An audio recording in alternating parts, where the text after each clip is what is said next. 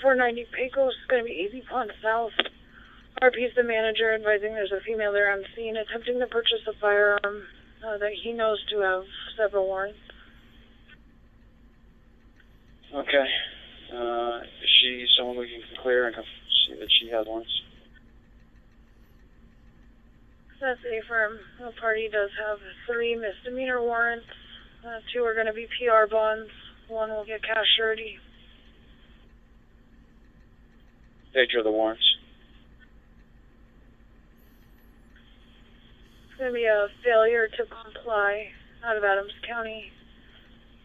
Westminster will be FTA larceny, as well as another out of Westminster for FTA larceny.